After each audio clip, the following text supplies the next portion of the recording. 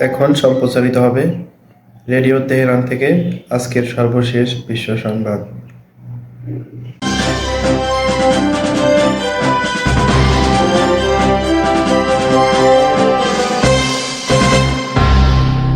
শুরুতেই সংবাদ শিরোনাম।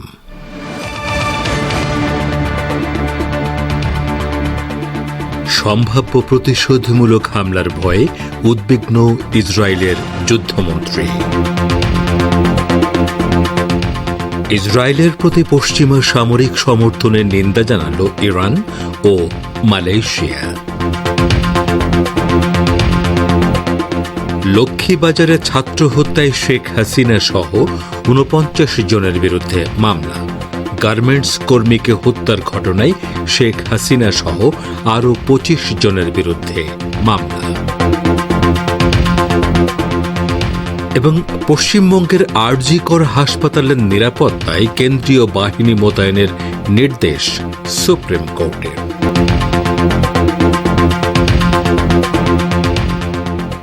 আসসালামু আলাইকুম। এতক্ষণ গুরুত্বপূর্ণ সংবাদ শিরোনাম শুনলেন। এবারে বিস্তারিত বিশ্ব সংবাদে আপনাদের স্বাগত জানাচ্ছি। আমি গাজী আব্দুর রশিদ। ইহুদিবাদী ইসরায়েলের যুদ্ধমন্ত্রী ইয়োভ গ্যাল্যান্ড আশঙ্কা প্রকাশ করেছেন যে গাজা যুদ্ধবিরতি চুক্তিতে ব্যর্থ হলে ইসলামী প্রজাতন্ত্র ইরান এবং হিজবুল্লাহর পক্ষ থেকে তেল আবিবের বিরুদ্ধে প্রতিশোধ নেয়ার সম্ভাবনা আরও বেড়ে যাবে। ইসরায়েলের চ্যানেল 12 গতকাল জানিয়েছে, গ্যাল্যান্ড ইসরায়েলের যুদ্ধবাজ প্রধানমন্ত্রী বেনিয়ামিন নেতানিয়াহুকে মন্ত্রিসভায় ফিলিস্তিনি প্রতিরোধ কর্মী সংগঠনগুলোর সাথে চুক্তির একটি খসড়া উপস্থাপন করতে বলেছেন। ফিলিস্তিনের সামা বার্তা সংস্থা এ খবর দিয়েছে। গ্যাল্যান্ড অভিযোগ করেন, নেতানিয়াহু সবসময় গাজা উপত্যকায় যুদ্ধ অব্যাহত রাখা এবং যুদ্ধবিরতি বাধাগ্রস্ত করার বিষয়ে তার নিজস্ব নীতি অনুসরণ করে চলেছেন। ইয়োভ গ্যাল্যান্ডের এই বক্তব্য এমন সময় এলো যখন গাজা উপত্যকায় যুদ্ধবিরতির জন্য এ সপ্তাহ শেষের দিকে কায়রোতে আবার আলোচনা শুরু হওয়ার কথা রয়েছে। মধ্যপ্রাচ্য সফরে থাকা মার্কিন পররাষ্ট্রমন্ত্রী অ্যান্টনি ব্লিংকেন ঘোষণা করেছেন যে আমেরিকার যুদ্ধবিরতির পরিকল্পনা ইসরায়েল মেনে নিয়েছে। এখন হামাসকে একই কাজ করতে হবে। এর আগে ফিলিস্তিনিরা মার্কিন পরিকল্পনাকে ইহুদিবাদী ইসরায়েলের প্রতি ওয়াশিংটনের পক্ষপাতিত্বের অভিযোগ তুলে তা প্রত্যাখ্যান করে। ইরানের ইসলামী বিপ্লবী গার্ড বাহিনী বা আইআরজিসির deputy commander brigadier general Ali Fadavi হুঁশিয়ারি উচ্চারণ করে বলেছেন, রাজধানী তেহরানে হামাসের শীর্ষ নেতা ইসমাইল হানিয়াকে শহীদ করার ঘটনায় ইহুদিবাদী ইসরায়েলের জন্য কঠোর জবাব অপেক্ষা করছে। তিনি বলেন, হামাস নেতার হত্যাকাণ্ডের জবাব হবে 14 এপ্রিলের প্রতিশোধমূলক হামলার চেয়ে শক্তিশালী। আইআরজিসি কমান্ডার গতকাল বলেন, দখলদার ইহুদিবাদী সরকার শহীদ হানিয়াকে হত্যা করে একটি মহা অপরাধ করেছে এবং তার শাস্তিও হবে অনেক কঠোর। তিনি জোর দিয়ে বলেন, সঠিক সময়ে এবং সঠিক জায়গায় এ শাস্তি দেয়া হবে। কমান্ডার ফাদাভি বলেন, প্রতিশোধের সময় এবং স্থান আমরাই নির্ধারণ করব এবং এটি অবশ্যই ঘটবে। হামাস নেতা ইসমাইল হানিয়া গত 31 জুলাই তেহরানে গুপ্ত হত্যার শিকার হন। ইরানের প্রেসিডেন্ট মাসুদ পেজেশকিয়ানের শপথ অনুষ্ঠানে যোগ দিতে তিনি তেহরানে অবস্থান করছিলেন। ইসরায়েল সরকার এই হত্যাকাণ্ডের দায় অস্বীকার করেছে, তবে ইরান এর নৃশংসতার জন্য সম্পূর্ণভাবে ইহুদিবাদীদেরকেই দায়ী করেছে এবং কঠোর জবাব দেয়ার অঙ্গীকার করেছে। ইহুদিবাদী ইসরায়েলের প্রতি মার্কিন নেতৃত্বাধীন পশ্চিমা দেশগুলোর সামরিক সমর্থনের নিন্দা করেছে ইসলামী প্রজাতন্ত্র ইরান ও মালয়েশিয়া। গতকাল ইরানের প্রেসিডেন্ট মাসুদ পেজেশকিয়ান এবং মালয়েশিয়ার প্রধানমন্ত্রী আনোয়ার ইব্রাহিম ফোনালাপের সময় এই নিন্দা জানান। দুই নেতা একমত পোষণ করেন যে আমেরিকা এবং অন্য পশ্চিমা দেশগুলোর দেয়া সামরিক সহায়তা নিয়ে দখলদার ইসরায়েল ফিলিস্তিনের বেসামরিক জনগণকে হত্যা করছে। পশ্চিমা দেশগুলোর এই ভূমিকা মানবাধিকার সম্পর্কে তাদের দাবির বিপরীত এবং গাজায় যুদ্ধবিরতির প্রচেষ্টাকে দুর্বল করছে। ফোনালাপে দুই নেতা আঞ্চলিক ও আন্তর্জাতিক ঘটনাবলী, বিশেষ করে গাজার পরিস্থিতি নিয়ে আলোচনা করেন। দুপক্ষ ইসরায়েলের অপরাধের বিরুদ্ধে লড়াই করতে এবং অবরুদ্ধ গাজা উপত্যকায় গণহত্যার অবসান ঘটাতে মুসলিম দেশগুলোর মধ্যে ঐক্য ও সংহতি গড়ে তোলার উপর গুরুত্ব আরোপ করেন। তারা বলেন, এক্ষেত্রে ইসলামী সহযোগিতা সংস্থা বা ওআইসির শীর্ষ সম্মেলন কার্যকর পদক্ষেপ হতে পারে। আপনারা বিশ্ব সংবাদ শুনছেন রেডিও তেহরান থেকে, আর প্রচারিত হচ্ছে বাংলাদেশ ও ভারতে শর্টওয়েভ 25 মিটার ব্যান্ডে, এছাড়া ইন্টারনেট ও স্যাটেলাইটে বিশ্বজুড়ে। গাজা উপত্যকায় চলমান ইসরায়েলি গণহত্যার জের ধরে ইহুদিবাদী ইসরায়েলের প্রতি পশ্চিমা কর্মকর্তাদের ঘৃণা প্রকাশ অব্যাহত রয়েছে। একই সঙ্গে নির্যাতিত ফিলিস্তিনি জনগোষ্ঠীর প্রতি তাদের সমর্থন ঘোষণাও নতুন মোড় নিয়েছে। আয়ারল্যান্ডের রাজধানী ডাবলিনের ব্রিটিশ দূতাবাসের কর্মকর্তা মার্ক স্মিথ ইসরায়েলের কাছে অস্ত্র রপ্তানি বন্ধ করতে ব্রিটিশ সরকারের অপারগতার প্রতিবাদে নিজের পদ থেকে সরে দাঁড়িয়েছেন। পদত্যাগের পর তিনি বলেছেন, ইসরায়েল সরকার ও সেনাবাহিনীর শীর্ষ কর্মকর্তারা গাজায় সুস্পষ্টভাবে জাতিগত শুদ্ধি অভিযান চালাচ্ছে।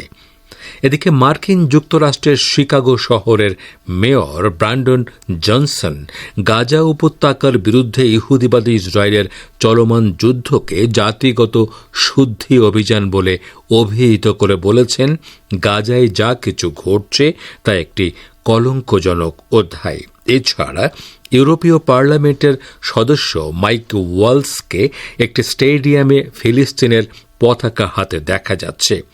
তিনি বলেছেন, ইহুদিবাদী বসতি স্থাপনকারীদের ঔপনিবেশিক প্রকল্প এবং তার প্রতি আমেরিকা ও ইউরোপের সমর্থন এখন সম্পূর্ণ প্রকাশ হয়ে পড়েছে।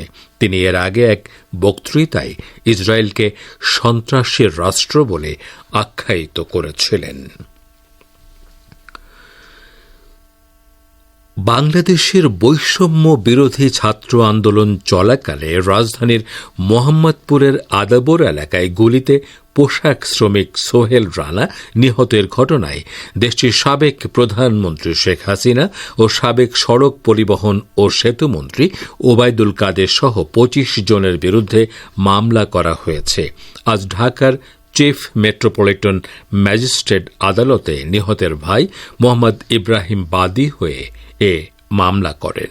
মামলায় অন্যান্য আসামিরা হলেন সাবেক স্বরাষ্ট্রমন্ত্রী আসাদুজ্জামান খান কামাল, ঢাকা দক্ষিণ সিটির মেয়র শেখ ফজলে নূর তাপস, জাহাঙ্গীর কবির নানক সহ আরও অনেকে।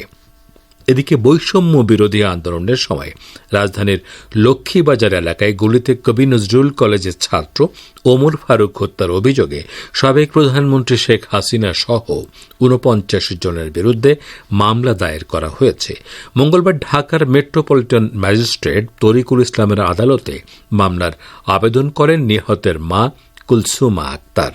এ সময় আদালত বাদীর জবানবন্দি গ্রহণ করে সূত্রাপুর থানা পুলিশকে অভিযোগটি এজাহার হিসেবে গ্রহণের নির্দেশ দেন।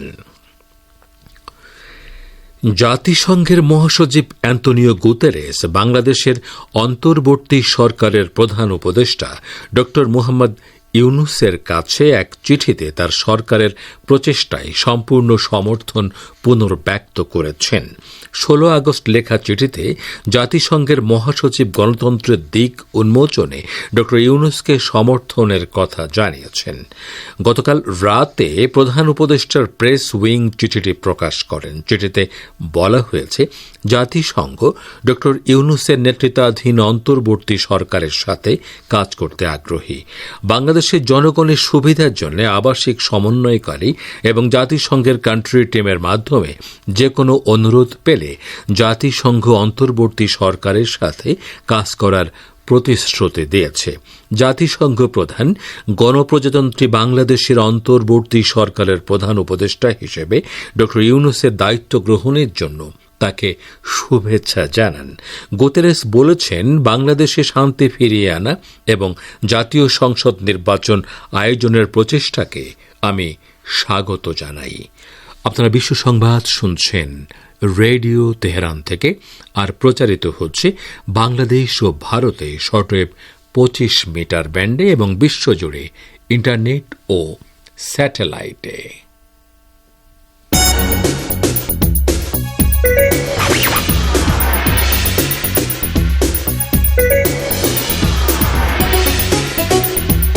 রেডিও তেহরান, খবরের সঙ্গে 24 ঘন্টা।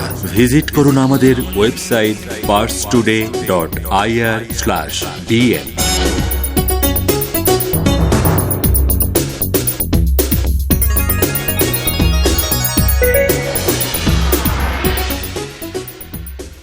আবারও ফিরে এলাম বিশ্ব সংবাদে।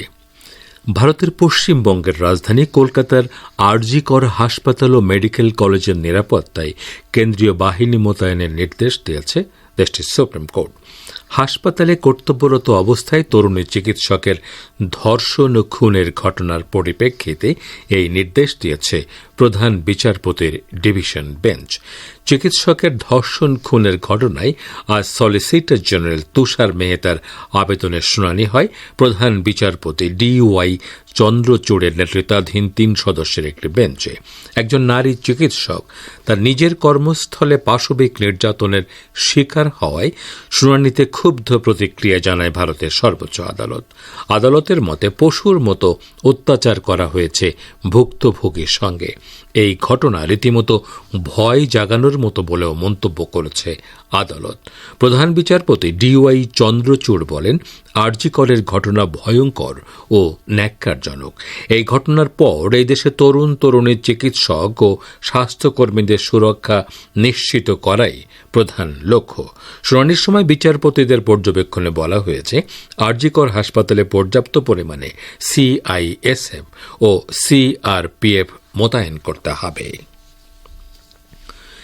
ইয়েমেনের ন্যাশনাল স্যালভেশন সরকারের পররাষ্ট্রমন্ত্রী জামাল আহমেদ আলী আমের বলেছেন, লোহিত সাগরের তীরবর্তী বন্দরনগরী হুদাইদার ওপর ইহুদিবাদী ইসরায়েল যে হামলা চালিয়েছে, দেশের সশস্ত্র বাহিনী অবশ্যই তার জবাব দেবে। তিনি বলেন, দখলদার ইসরায়েল সরকারের আগ্রাসনের জবাব এবং এই জবাবের কৌশলগুলো এমন বিষয় যা নিয়ে আনসারুল্লাহ আন্দোলনের নেতা আব্দুল মালিক আল হুথি এবং ইয়েমেনের সেনাবাহিনী কেবলমাত্র সিদ্ধান্ত নিতে পারে। জামাল আমের বলেন, হুদাইদা শহরের বর্বর ও নৃশংস ইসরায়েলি হামলার প্রতিশোধ সম্ভাব্য যে কোনো উপায়ে নেওয়া হবে। ইয়েমেনের আল মাসিরা টেলিভিশন চ্যানেলের তথ্য অনুসারে গত 20 জুলাই ইসরায়েলি হামলাটি হুদাইদা নগরের তেল সংরক্ষণ স্থাপনা এবং একটি বিদ্যুৎ কেন্দ্রকে লক্ষ্য করে পরিচালিত হয়। শ্রোতা বন্ধুরা, আমাদের নিউজ ডেস্কে এখনকার মতো এই ছিল সর্বশেষ খবর। এতক্ষণ আমাদের সাথে থাকার জন্য অনেক অনেক ধন্যবাদ।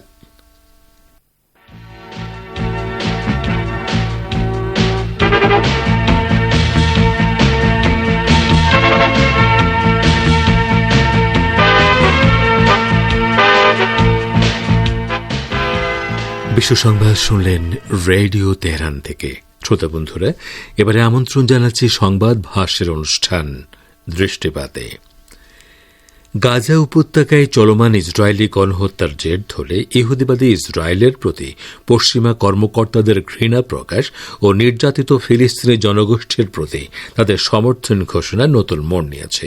তারা বলছেন, ইসরায়েল সরকার ও সেনাবাহিনীর শীর্ষ কর্মকর্তারা গাজায় সুস্পষ্টভাবে জাতিগত শুদ্ধি অভিযান চালাচ্ছে। এ সম্পর্কে দৃষ্টিপাতে রয়েছে আমাদের ভাষ্যকারের একটি পর্যালোচনা। পড়ে শোনাচ্ছেন সহকর্মী আশরাফুর রহমান। গাজা উপত্যকায় চলমান ইসরায়েলি গণহত্যার জের ধরে ইহুদিবাদী ইসরায়েলের প্রতি পশ্চিমা কর্মকর্তাদের ঘৃণা প্রকাশ ও নির্যাতিত ফিলিস্তিনি জনগোষ্ঠীর প্রতি তাদের সমর্থন ঘোষণা নতুন মোড় নিয়েছে। ইহুদিবাদী ইসরায়েল 2023 সালের 7 অক্টোবর থেকে পশ্চিমা দেশগুলোর সার্বিক পৃষ্ঠপোষকতা নিয়ে গাজা উপত্যকা ও পশ্চিম তীরের নিরপরাধ ও নির্যাতিত ফিলিস্তিনি জনগণের বিরুদ্ধে ভয়াবহ গণহত্যা শুরু করে, যার বিরুদ্ধে আন্তর্জাতিক অঙ্গনে ব্যাপক প্রতিক্রিয়া সৃষ্টি হয়। পার্সটুডের রিপোর্ট অনুযায়ী আয়ারল্যান্ডের রাজধানী ডাবলিনের ব্রিটিশ দূতাবাসের কর্মকর্তা মার্ক স্মিথ ইসরায়েলের কাছে অস্ত্র রপ্তানি বন্ধ করতে ব্রিটিশ সরকারের অপারগতার প্রতিবাদে নিজ পদ থেকে সরে দাঁড়িয়েছেন। পদত্যাগের পর তিনি বলেছেন, ইসরায়েল সরকার ও সেনাবাহিনীর শীর্ষ কর্মকর্তারা গাজায় সুস্পষ্টভাবে জাতিগত শুদ্ধি অভিযান চালাচ্ছে।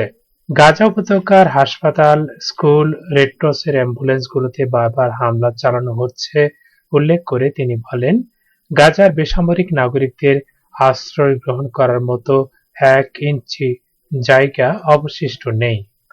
ওদিকে মার্কিন যুক্তরাষ্ট্রের শিকাগো শহরের মেয়র ব্র্যান্ডন জনসন গাজা উপত্যকার বিরুদ্ধে ইহুদিবাদী ইসরায়েলের চলমান যুদ্ধকে জাতিগত শুদ্ধি অভিযান বলে অভিহিত করেছেন। তিনি বলেছেন, গাজায় যা কিছু ঘটছে তা একটি কলঙ্কজনক অধ্যায়। এছাড়া ইউরোপীয় পার্লামেন্টের সদস্য মাইক ওয়ালাস নিজের একটি ছবি প্রকাশ করেছেন, যেখানে তাকে একটি স্টেডিয়ামে ফিলিস্তিনের পতাকা হাতে দেখা যাচ্ছে। তিনি বলেছেন, ইহুদিবাদী বসতি স্থাপনকারীদের উপনিবেশিক প্রকল্প এবং তার প্রতি আমেরিকা ও ইউরোপের সমর্থন এখন সম্পূর্ণ প্রকাশ হয়ে পড়েছে। ইউরোপীয় পার্লামেন্টের এই প্রতিনিধি স্বাধীন ফিলিস্তিন শিরোনামের হ্যাশট্যাগ ব্যবহার করে ইহুদিবাদী ইসরায়েল ও তার সমর্থকদের উদ্দেশ্যে বলেছেন, জাতিগত শুদ্ধি অভিযান বন্ধ করুন। ইউরোপীয় পার্লামেন্টে আয়ারল্যান্ডের এই আইন প্রণেতা এখন পর্যন্ত বহুবার গাজায় জাতিগত শুদ্ধি অভিযান চালানোর জন্য ইহুদিবাদী ইসরায়েলকে অভিযুক্ত করেছেন। তিনি এর আগে এক বক্তৃতায় ইসরায়েলকে সন্ত্রাসী রাষ্ট্র বলে আখ্যায়িত করেছিলেন। মাইক ওয়ালাস আরও আগে ইহুদিবাদী ইসরায়েলের সমর্থকদেরকে সাবেক জার্মান একনায়ক অ্যাডলফ হিটলার ও তার নাৎসিবাদী দলের সঙ্গে তুলনা করেছিলেন। তিনি বলেছিলেন, আন্তর্জাতিক আইনের প্রতি ইসরায়েলের বিন্দুমাত্র সম্মান নেই। সবশেষ পরিসংখ্যান অনুযায়ী গাজা উপত্যকায় ইসরায়েলের চলমান গণহত্যায় এ পর্যন্ত 40,000-এরও বেশি ফিলিস্তিনি শহীদ ও অপর 92,000-এরও বেশি গাজাবাসী আহত হয়েছেন। 1917 সালে ব্রিটিশ ঔপনিবেশিক শাসনের পরিকল্পনা এবং বিভিন্ন দেশ থেকে ফিলিস্তিনি ভূমিতে ইহুদিদের অভিবাসনের মাধ্যমে ইসরায়েল প্রতিষ্ঠার কার্যক্রম শুরু হয় এবং 1948 সালে আনুষ্ঠানিকভাবে এই অবৈধ রাষ্ট্রের অস্তিত্ব ঘোষণা করা হয়। তারপর থেকে ফিলিস্তিনি জনগণকে হত্যা এবং তাদের গোটা ভূখণ্ড দখল করার জন্য বিভিন্ন সময়ে অসংখ্য গণহত্যা চালিয়েছে মানবতার দুশমন ইসরায়েল। এতক্ষণ যারা আমাদের সংবাদটি শুনলেন, সবাইকে অসংখ্য ধন্যবাদ। আমাদের নিয়মিত ভিউয়ার যারা আছেন তাদের 82% ভিউয়ার্স এখনও আমাদের চ্যানেলটি সাবস্ক্রাইব করেননি। সো যারা যারা আমাদের চ্যানেলটি এখনও সাবস্ক্রাইব করেননি, দয়া করে সাবস্ক্রাইব করে দিন এবং নিয়মিত আমাদের পাশে থাকবেন আশা করি। ধন্যবাদ সবাইকে।